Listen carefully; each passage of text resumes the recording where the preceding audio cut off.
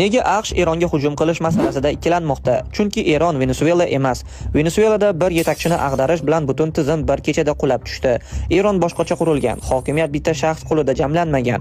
U bir nechta chuqur ildiz otgan markazlar o'rtasida taqsimlangan va aynan shu narsa Washingtonni eng ko'p xavotirga solmoqda. Eng yuqorida mamlakatdagi eng qudratli lavozimga ega bo'lgan oliy rahbar turadi.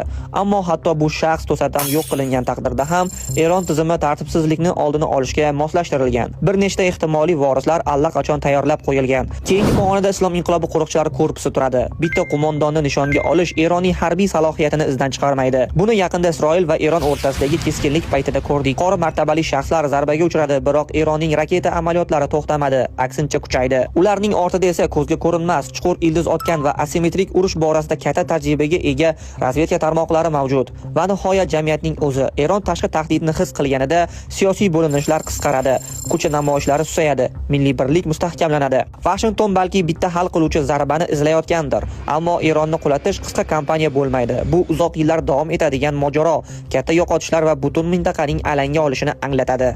Agar videoni shu joygacha ko'rgan bo'lsangiz, unga like bosish va menga obuna bo'lishni unutmang.